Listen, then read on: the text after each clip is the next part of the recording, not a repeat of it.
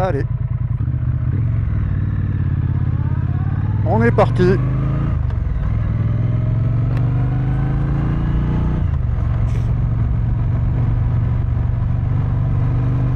Donc dans la foulée de l'essai de la Speed Twin 1200 2024, l'essai de la Speed Twin 1200 2025. Et ce coup-ci en version RS.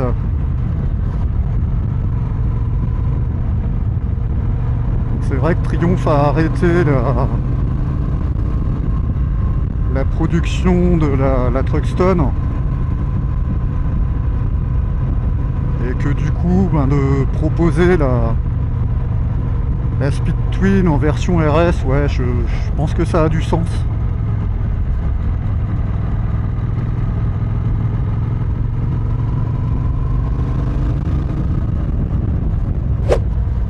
Il y a même une option demi-bracelet pour ceux qui veulent.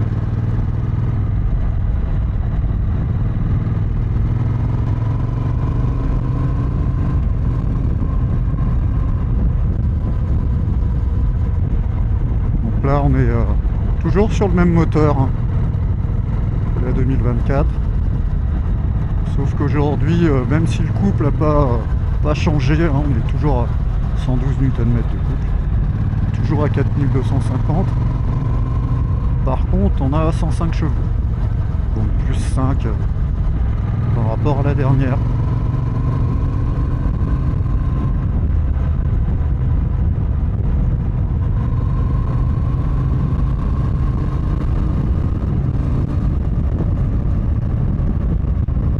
Donc là d'origine on a un shifter up and down. On n'a pas de régulateur, mais bon, ça existe en option. Autour des 300 €. Donc honnêtement, ouais, là ça me convient bien. Moto qui me convient à 200%, je pense.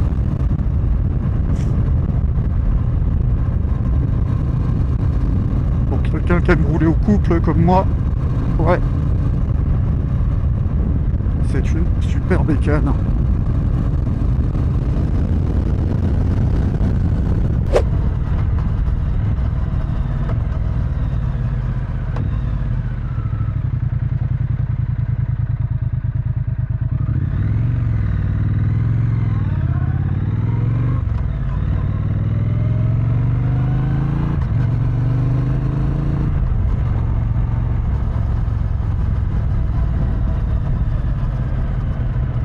J'ai écouté et regardé d'ailleurs beaucoup de choses sur la version RS et la version de base.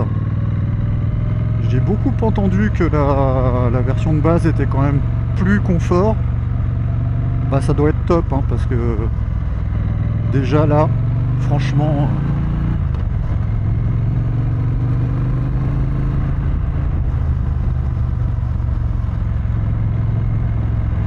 a priori la position est un poil différente. Ouais, je me sens pas plus en avant que tout à l'heure. Je me sens pas les pieds plus hauts ou plus reculés. Franchement, ça doit se jouer à quelques millimètres, je pense. Et non, ça ne met pas.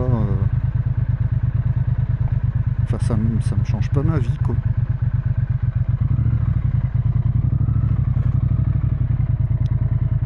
Allez, je vais m'arrêter faire quelques photos. Et puis bah, je vous reprends après. Allez, on est reparti. Quel son!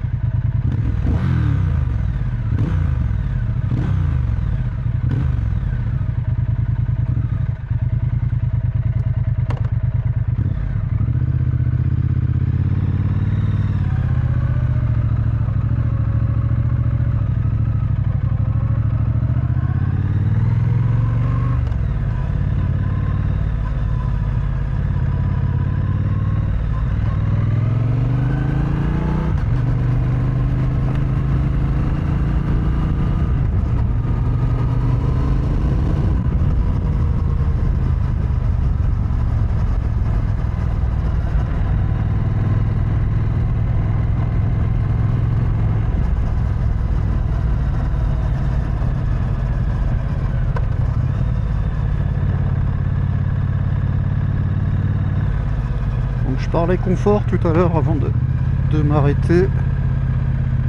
Hein, et position de conduite, ouais, moi je suis super bien. Je suis légèrement, mais très très légèrement penché pardon, vers l'avant.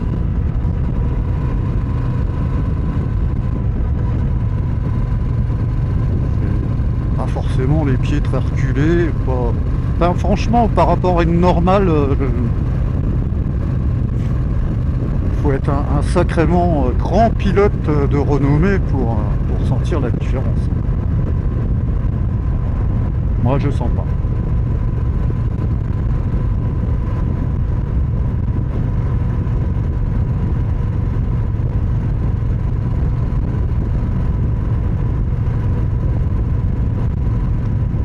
Bon, il y a beaucoup de specs hein, qui n'ont pas changé. On est toujours à 216 kg, tout plein fait. On est toujours à 810 de haut. On a toujours un petit réservoir de 14,5 litres aussi. Hein. Ça n'a pas bouché non plus.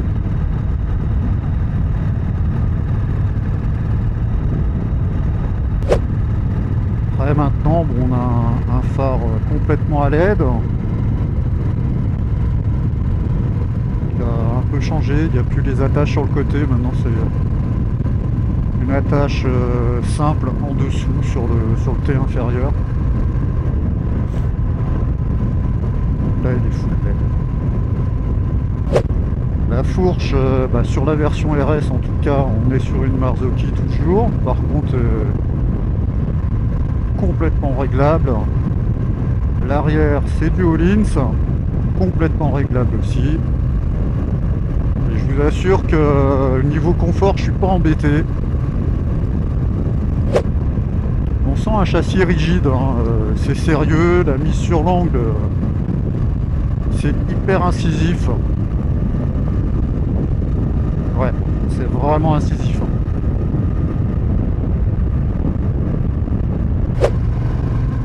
Le freinage, c'est un peu comme tout à l'heure, hein. Même si c'est plus les mêmes, ça reste du Stylema. Là c'est du M430.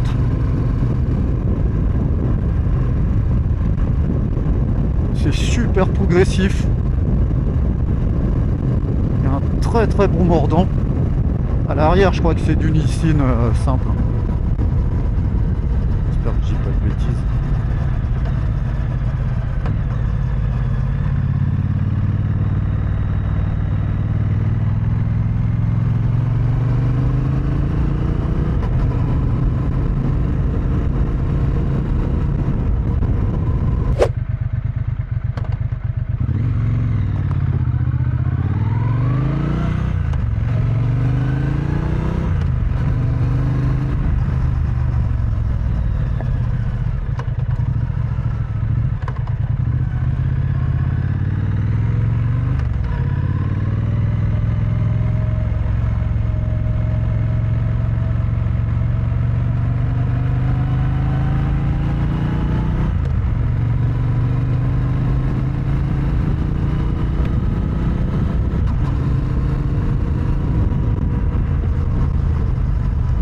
Pour moi, le shifter, ça reste un plus, pas forcément une nécessité sur une machine comme ça, mais il est agréable. Hein. Là, c'est vrai que j'évite de m'en servir parce que bon, la moto est neuve, hein, elle a 30, elle va avoir 40 km. Sachant que les 40 premiers kilomètres, c'est moi qui les ai faits. Na.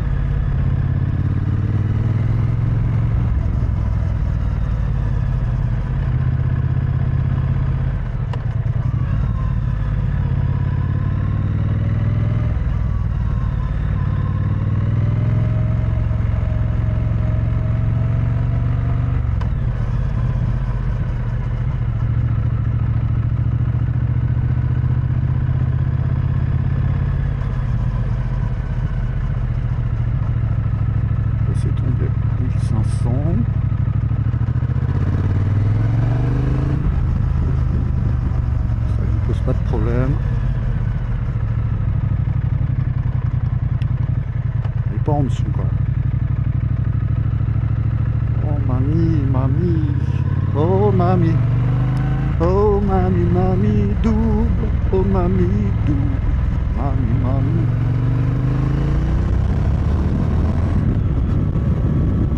Pardon, je suis vraiment désolé, je sais pas ce qui m'a pris.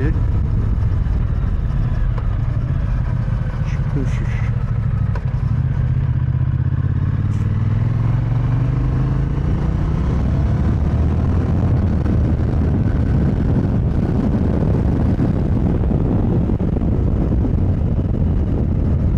Voilà, on va pas trop la pousser parce que bon, il y a quand même quelqu'un qui l'achètera après. Hein, on est quand même en rodage, on n'est pas en parc presse.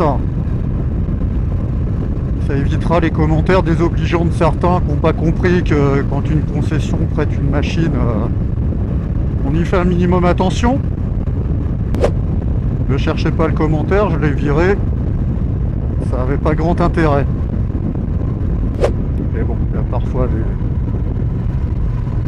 des gens qui n'ont que ça à faire. En tout cas, la machine me plaît énormément.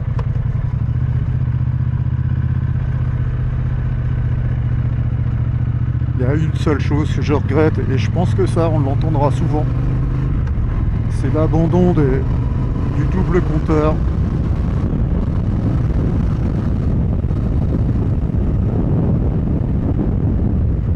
Ça, je pense que pour certains, ça va être dramatique. La seule chose que j'y gagne, moi, personnellement, sur ce compteur-là, mis à part qu'il y ait une prise USB-C dessus, ce qui est pas mal, hein. On la voit ici, là, sur le côté. La seule chose que j'y gagne, moi, c'est de la lisibilité. Enfin, j'ai un petit peu de mal, je suis désolé, je suis très très enrhumé et ça a du mal à sortir. Bref. Je débutine pas mal et les mots ont un petit peu de mal. Donc, vous m'en excuserez.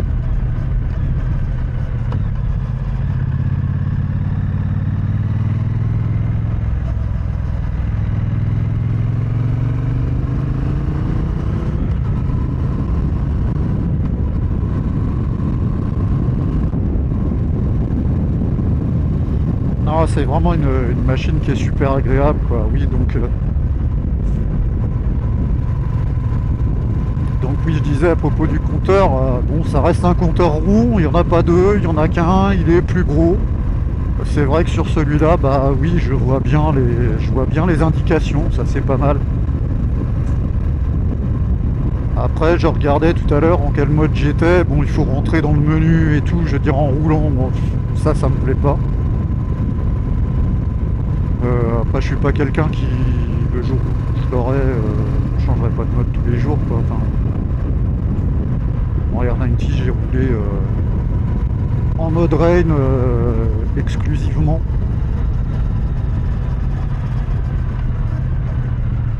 Là, sur ce que je ressens en mode rain, ouais, c'est largement assez. Moi, j'ai pas besoin de plus.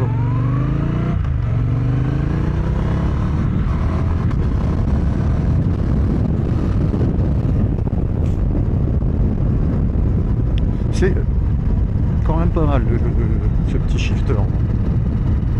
Même si c'est pas, c'est ce que je disais tout à l'heure, hein, c'est pas essentiel à la machine. Hein. Sur un gros 1200 comme ça. Mais non, ça s'en accommode très bien.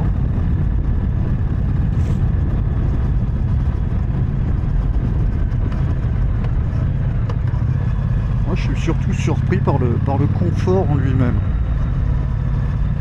On pourrait s'attendre à une machine, je vais dire, pas typée sport, parce qu'on reste quand même dans du néo-rétro très prononcé. Hein. Pour moi, c'est une des plus néo-rétro avec la Royal Enfield, Continental GT, et puis l'autre, je sais plus comment elle s'appelle. Enfin, c'est pas très grave. Et pour moi, ouais, ça reste une des plus belles machines typées néo-rétro en tout cas.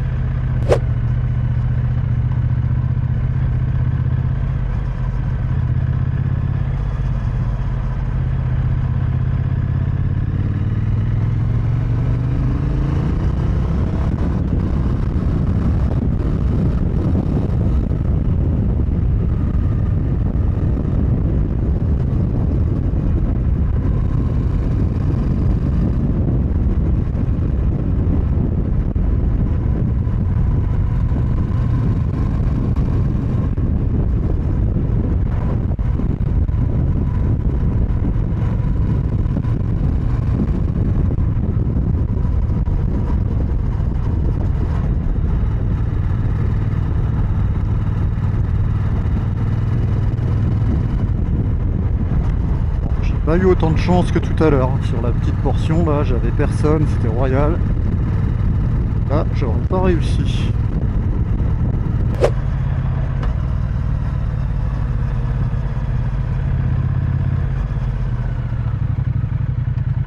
frein arrière est bien, hein. Pas trop intrusif l'ABS, non.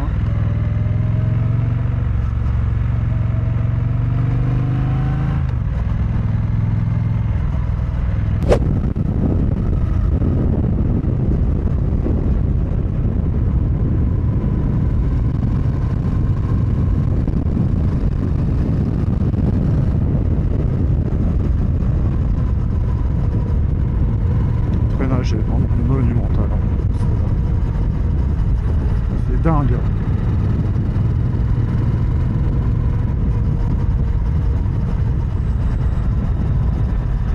C'est hyper précis,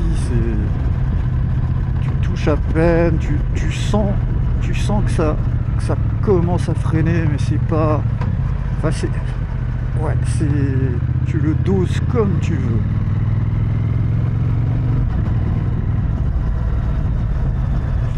C'est un régal, hein, cette machine. Voilà, je l'ai encore dit.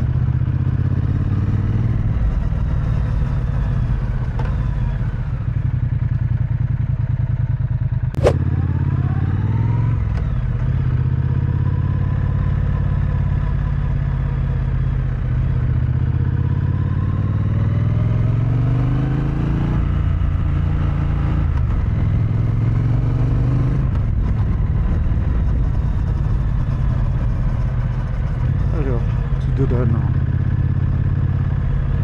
Ah, franchement, génial.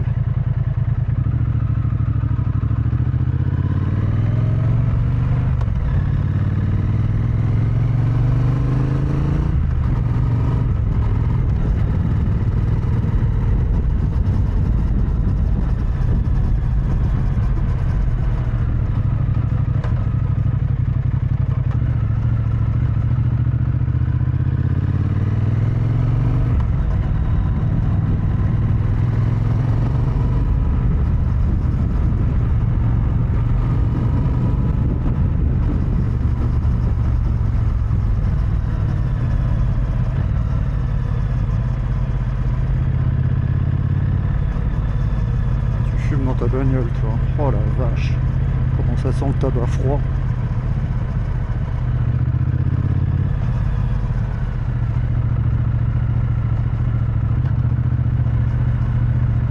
Les dodanes, c'est une formalité, hein. Franchement. Toujours cette petite trappe Monza avec le réservoir à clé derrière, en dessous, je veux dire.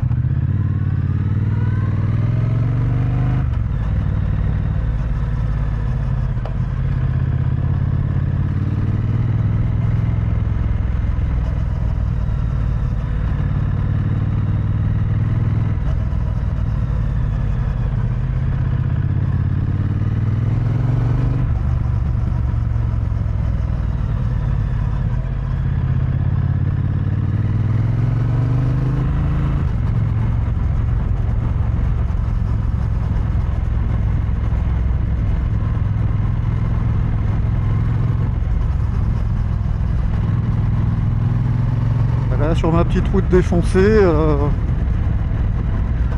c'est confortable.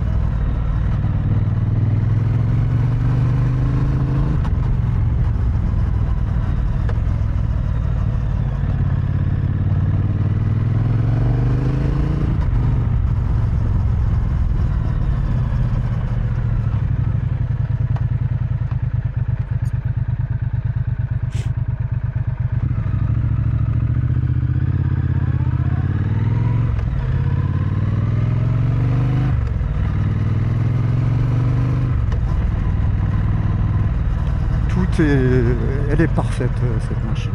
Non, je sais bien que ça n'existe pas, elle est plutôt parfaite, mais là, elle me va à ravir.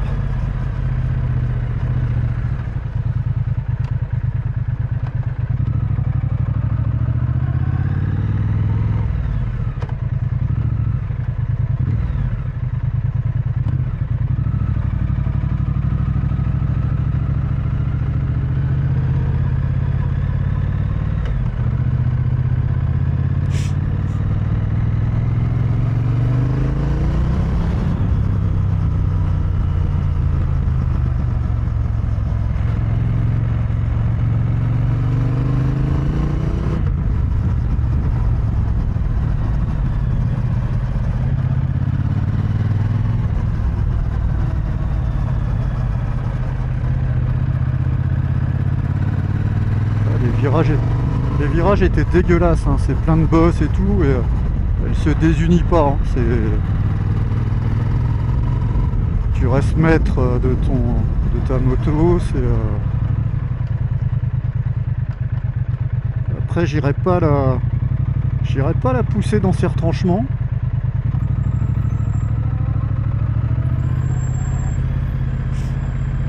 On va pas non plus en faire une sportive. On va dire une moto stylée énervée. Mais non, c'est un plaisir, hein, vraiment. Je suis en mode in love. Sauf ce compteur. C'est comme s'ils avaient mis une verrue sur le nez de la moto. Ou un poireau, on va appeler ça comme ça. Tiens. Je sais pas pourquoi avoir changé ça. Alors oui, ça apporte des trucs, oui c'est sûr.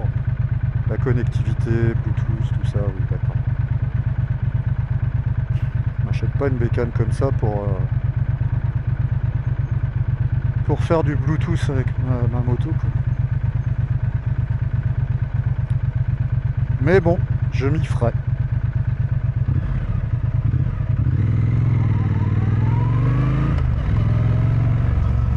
Bon, en tout cas, moi je vais vous laisser. Je vais peut-être aller essayer une autre bécane. On va voir. Allez, je vous dis à bientôt sur une autre. Et puis abonnez-vous. Puis merci d'avoir regardé. Allez, ciao ciao.